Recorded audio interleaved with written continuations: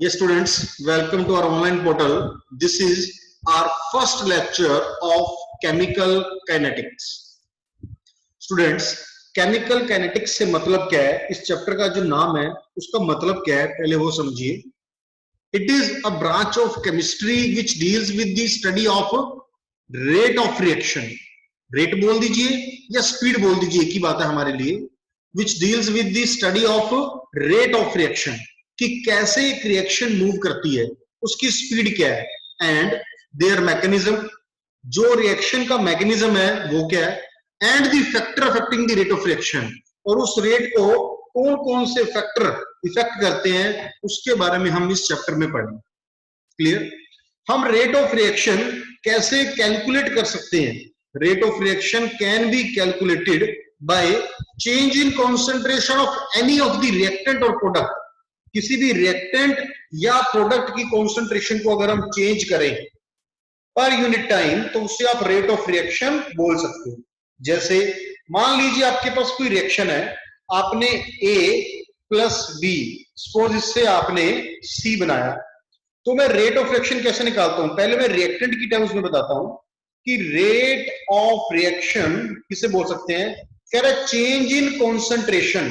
Concentration को students हम square bracket से रिप्रेजेंट करते हैं. स्क्वायर ब्रैकेट से किसकी कॉन्सेंट्रेशन? पहले रिएक्टेंट की टर्म में बता रहा हूं. रिएक्टेंट कौन सा? ए की टर्म्स में लिया सपोज हमने, तो concentration of A by change in time. Change को डी से लिखते हैं बाय चेंज इन टाइम, तो क्या बन जाएगा? Change in concentration of A मतलब D A by D T. Clear? इसी के साथ अगर बी की टर्म्स में लिखना चाहें तो रेट ऑफ रिएक्शन को मैं क्या लिख सकता हूं? It is change in concentration of B by change in time. Clear? Third देखिए, रेट ऑफ रिएक्शन अगर मैं C प्रोडक्ट की फॉर्म में लिखना चाहूं तो मैं क्या लिख सकता हूं?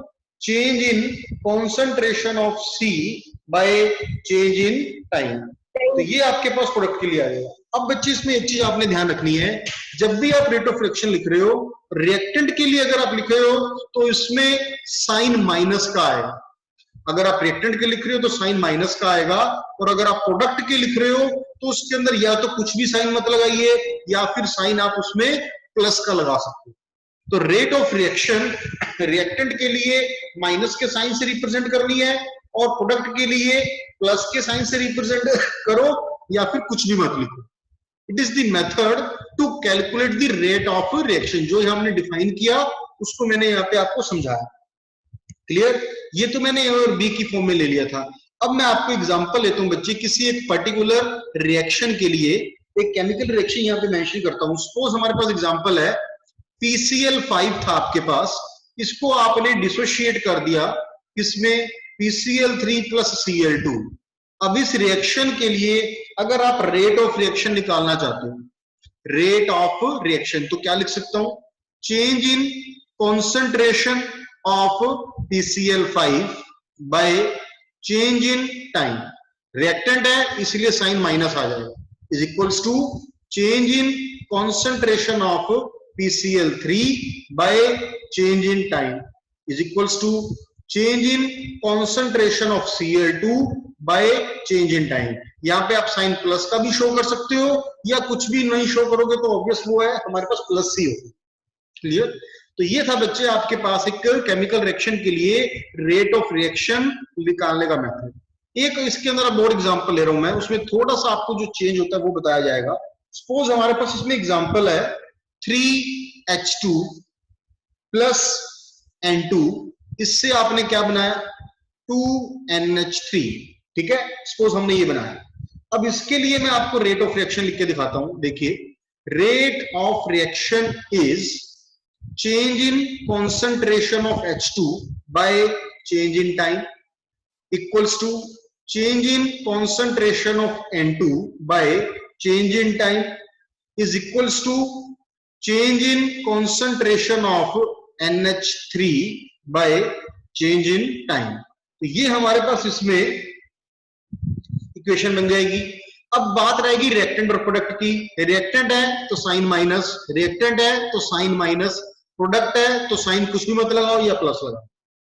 अब इसके अलावा ये आपके पास जो रिएक्शन गिवन थी स्टूडेंट्स, इसमें आपको हाइड्रोजन थे उसके 3 मोल्स थे, यहाँ नाइट्रोजन का 1 ही मोल था, और जो अमोनिया की फॉर्मेशन हो रही है उसमें 2 मोल्स हैं।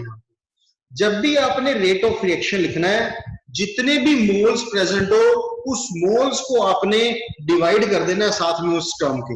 मतलब हाइड्रोजन के साथ क्या आ जाएगा 1/3, नाइट्रोजन के लिए 1 नहीं है तो कुछ मेंशन करने की जरूरत नहीं है यहाँ पे। अमोनिया के लिए अगर आपके पास 2 मोल्स गिवन है तो ये आपके पास आ जाएगा 1/2। इस तरीके से आप रेट ऑफ रिएक्शन जब निकालोगे तो कितने मोल्स प्रेजेंट है रिएक्टेंट के साथ या प्रोडक्ट के साथ, उस पॉइंट को भी आपने साथ में इसमें ध्यान में रखना। क्लियर? इसी के साथ मैं आपको एक और एग्जांपल दे देता हूं। सपोज हमारे पास आ जाता है 4A प्लस 3B, ये आपके पास रिएक्टेंट है। इन्होंने मिलकर जो प्रोडक्ट बनाया वो बनाया C+2D, C+2D सपोज ये बनाया। तो आप बता सकते हो अब खुद भी कि इसके लिए रेट ऑफ रिएक्शन क्या बन जाएगा, रिएक्टेंट है इसलिए माइनस का साइन, 4 है इसलिए 1/4, change in concentration of A by change in time is equals to -1/3 change in concentration of B by change in time is equals to change in concentration of C by change in time is equals to 1/2 change in concentration of D by change in time। ठीक है, तो इस तरीके से बच्चे आप लोग किसी भी रिएक्शन के लिए ऐसे रेट ऑफ रिएक्शन निकाल सकते हैं। क्लियर? अब बच्चे ध्यान से सुनिएगा। अब इसके अंदर मैं आपको एक नया पॉइंट बताऊंगा, उस पॉइंट को ध्यान से देखना। मान लो आपके पास एक रिएक्शन है 2, या इसके अंदर हम ले 3H2 प्लस N2, इससे आपने बनाया 2NH3। ठीक है, ये रिएक्शन आपको मैंने अभी पीछे बताई भी थी और इसके लिए हमने रेट ऑफ रिएक्शन ये लिखा भी था। ठीक है, अब इसके अंदर मैं आपको क्या बताने जा रहा हूं, अब यहां पे हम एक नई टर्म रिप्रेजेंट करने जा रहे हैं, that is rate of appearance, या अपीयरेंस की जगह पे मैं फॉर्मेशन भी लिख सकता हूं, एक ही बात है, रेट ऑफ अपीयरेंस बोल दो या फॉर्मेशन बोल दो। इसमें स्टूडेंट्स आपने जो पॉइंट ध्यान रखना है, देखो अपीयरेंस का मतलब है बन रहा है, फॉर्मेशन का भी मतलब क्या है कि बन रहा है। इसका मतलब ये पता लग जाएगा कि ये टर्म आपने यूज करनी है प्रोडक्ट के लिए, जो चीज बनती है, और प्रोडक्ट के लिए साइन हम प्लस यूज करते हैं। पहली चीज ये कैसे लिखना है इसको भी, change in concentration of NH3 by change in time, बस इतना ही। इसके साथ ये जो कोफिशिएंट है इसका कोई रोल नहीं है, इसमें आपने कोफिशिएंट को डिवाइड नहीं करना, कोफिशिएंट को आपने इसमें डिवाइड नहीं करना, इस बात का आप ध्यान रखिए। ठीक है, ऐसे ही मैं आपको इस रिएक्शन के लिए अगर मैं ऐसा लिखूं कि रेट ऑफ डिसअपीयरेंस, डिसअपीयरेंस का मतलब जो चीज कम हो रही है, और कम हमेशा कौन होता है, रिएक्टेंट, तो साइन क्या आएगा माइनस का। हाइड्रोजन के लिए बात करूं, डिसअपीयरेंस ऑफ हाइड्रोजन अगर लिखता हूं then it will be change in concentration of hydrogen by change in time. कोई इसके अंदर भी नंबर ऑफ मोल्स से डिवाइड आपने नहीं करना। Similarly rate of disappearance of nitrogen, अगर नाइट्रोजन की बात करें डिसअपीयरेंस की, तो डिसअपीयर का मतलब तो कम होना, मतलब माइनस आ जाएगा, और इसके अंदर भी मैं क्या लिख सकता हूं, minus D change in concentration of N2 by change in time. इसमें भी कोई कोफिशिएंट साथ में नहीं आएगा, डिवाइड आपने कोफिशिएंट से नहीं करना। तो अपीयरेंस और डिसअपीयरेंस इनके अंदर कोफिशिएंट नहीं आता, जबकि रेट ऑफ रिएक्शन जब आप लिखते हो तो उसमें आपने कोफिशिएंट को जरूर लिखना है। ठीक है बच्चे, तो ये था बच्चे हमारे पास इंट्रोडक्शन केमिकल काइनेटिक्स के अंदर कि कैसे आप रेट ऑफ रिएक्शन निकाल सकते हो किसी रिएक्शन की।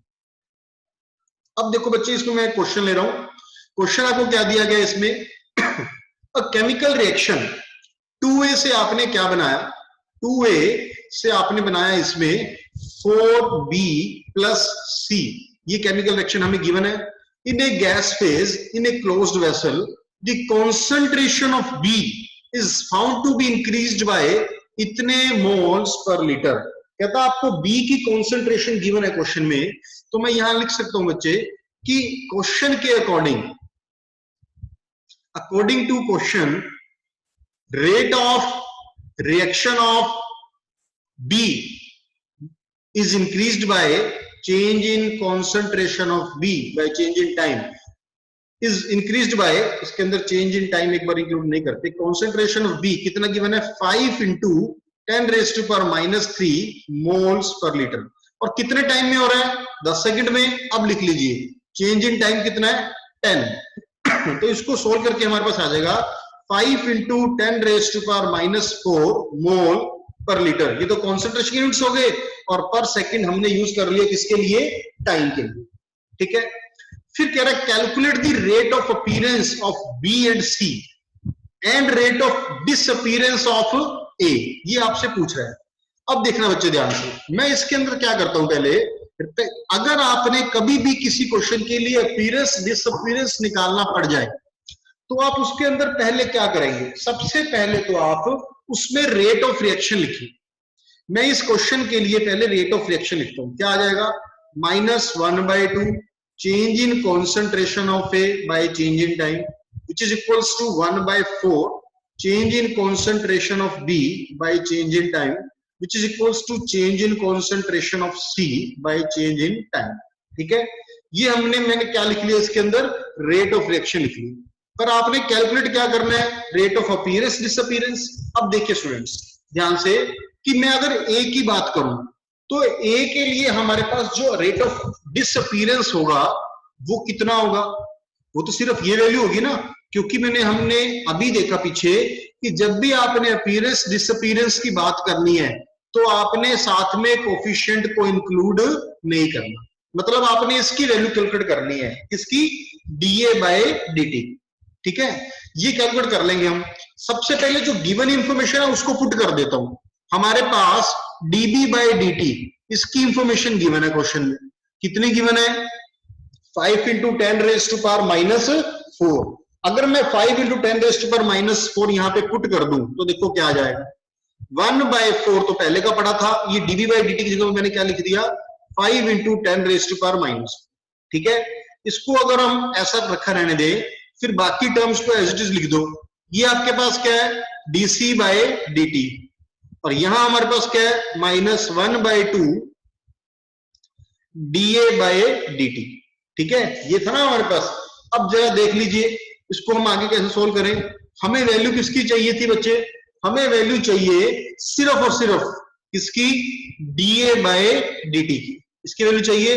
ये 2 नहीं चाहिए यहाँ पे, इस 2 को मैं दूसरी तरफ ले जाता हूं, ये क्या आ जाएगा dA by dt is equals to, minus का साइन इधर ही रखा है, 2 into 1/4 into 5 into 10 raised to power minus 4, ऐसा लिख सकता हूं। सोल्व कर लीजिए, 2 से 4 कैंसिल करोगे 2 बच गया, इसको हम सोल्व करेंगे तो ये आ गया 2.5 into 10 raised to power minus 4 मोल पर लीटर पर सेकेंड। तो ये बच्चे आपके पास डिसअपीयरेंस ऑफ ए आ जाएगा। दोबारा सुन लीजिए कि डिसअपीयरेंस ऑफ ए जब आपने कैलकुलेट करना है तो उसके साथ कोफिशिएंट नहीं होना चाहिए, क्योंकि कोफिशिएंट नहीं होना चाहिए इसलिए यहां पे हमने डीए बाय डीटी की वैल्यू कैलकुलेट की, जो भी ये वैल्यू आई ये हमारे पास आंसर आ जाएगा। ठीक है, ये तो चलो हो गया हमारे पास ये।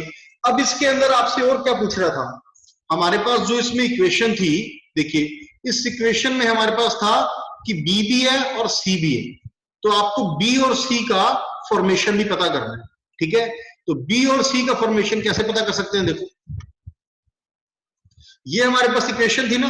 अब जरा ध्यान से देखना, ये डीसी बाय डीटी ये तो इसके इक्वल आ ही चुका है पहले।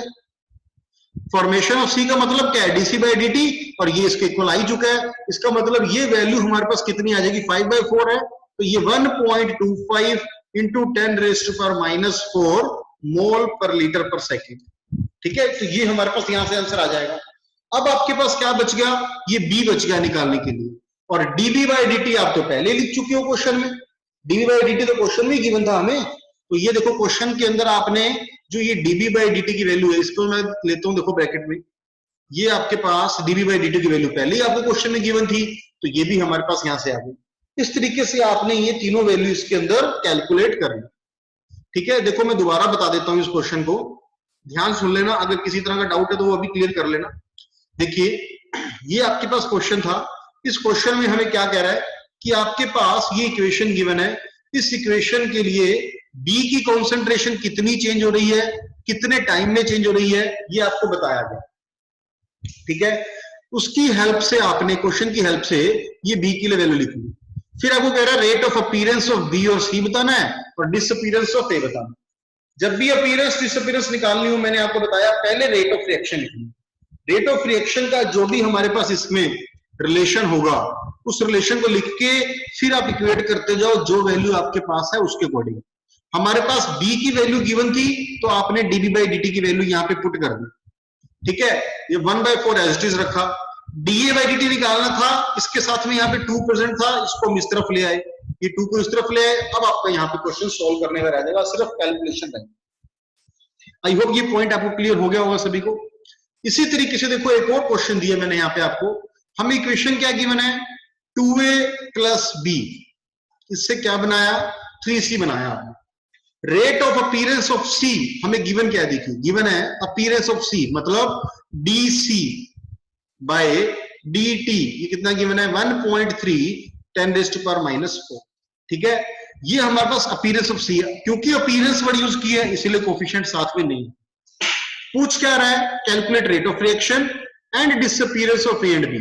मैंने आपको पहले भी बताया ऐसा क्वेश्चन हो तो सबसे पहले आपने रेट ऑफ रिएक्शन का ही फॉर्मूला इसमें लिखना होगा। रेट ऑफ रिएक्शन के लिए फॉर्मूला लिख लेता हूं, क्या बन जाएगा स्टूडेंट्स, देखिए 1/2 माइनस में dA by dt equals to minus में dB by dt equals to plus में 1/3 dC बाय dt। ठीक है, तो ये हमारे पास इसमें रेट ऑफ रिएक्शन आ जाएगा। रेट ऑफ रिएक्शन आने के बाद इसके अंदर आपको जो वैल्यू गिवन थी उसको पुट कर दो, हमें डीसी बाई डी गिवन थी ना, उसको मैं यहाँ पे पुट कर देता हूं। ये आपके पास आ गया 1/3 इंटू 1.3 इंटू 10⁻⁻⁴। ठीक है, ये आपके पास आ गया।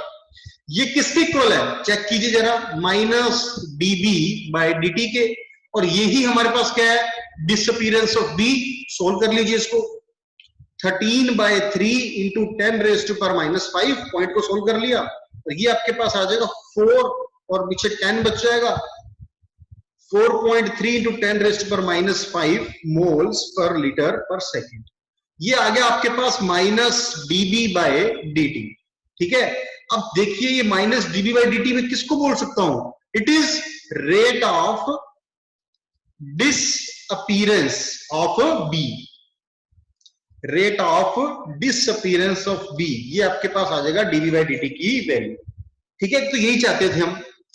आपसे और क्या पूछ रहा है, रेट ऑफ रिएक्शन। चेक कीजिए क्या रेट ऑफ रिएक्शन ये dB बाई dt के इक्वल नहीं है, बिल्कुल इसके इक्वल ही है, कोई कोफिशिएंट नहीं है ना साथ में, तो रेट ऑफ रिएक्शन आपका ये भी आ गया ये आपका रेट ऑफ रिएक्शन भी आ गया, दो चीजें आ गई। अब क्या बच गया, देखो क्या चीज कैलकुलेट करने वाली रह गई, रेट ऑफ डिसअपीयरेंस ऑफ ए रह गया।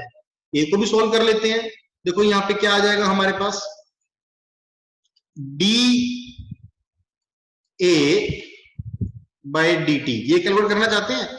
जो ये 2 साथ में प्रेजेंट है इसको दूसरी तरफ ले जाओ, ये 2 तो इस तरफ आ जाएगा, into dB by D T की वैल्यू क्या है हमारे पास 4.3 इंटू 10⁻⁻⁵, सोल्व कर लीजिए 8.6 इंटू 10⁻⁻⁵, ये आ जाएगा इतना मोल पर लीटर पर सेकेंड। ये डिसअपीयरेंस ऑफ ए आ जाएगी। तो स्टूडेंट्स ये डिसअपीयरेंस ऑफ ए आ गई, ये डिसअपीयरेंस ऑफ बी आ गई। क्योंकि डिसअपीयरेंस ऑफ बी और रेट ऑफ रिएक्शन इक्वल है इसलिए यही आपकी रेट ऑफ रिएक्शन भी आ जाएगी, और यही 3 चीजें आपसे क्वेश्चन में पूछी जा रही है। देखो रेट ऑफ रिएक्शन पूछ रहा था एक आपसे, disappearance of A, disappearance of B, समझ गए बच्चे। तो ये था आपके पास अपीयरेंस डिसअपीयरेंस से रिलेटेड नेक्स्ट क्वेश्चन। अब आपके पास बच्चे जो नेक्स्ट आ जाता है that is law of mass action. Law of mass action हम किसे बोलते हैं बच्चे, ये समझना ध्यान से। लॉ ऑफ मास एक्शन के लिए बच्चे आपको मैं एक इक्वेशन लेता हूं यहाँ पे, लॉ ऑफ मास एक्शन, मान लो आपके पास कोई इक्वेशन है ए बी बी, इससे आपने बनाया small C capital C plus D D, ठीक है। ये स्मॉल है जो कोएफिशिएंट को रिप्रेजेंट कर रहे हैं, और जो कैपिटल ए बी सी है ये आपको किसी भी कंपाउंड को रिप्रेजेंट कर रहे हैं। लॉ ऑफ मास एक्शन क्या कहता है? It said that at constant temperature,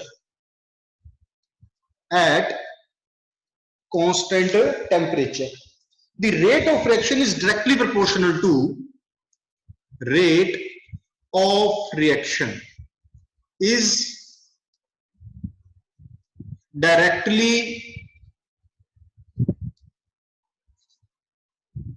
proportional to product of concentration of reactants only,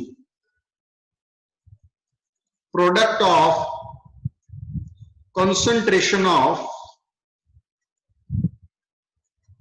reactants only, and each raised to power its coefficient, each raised to power its coefficient in a balanced chemical equation.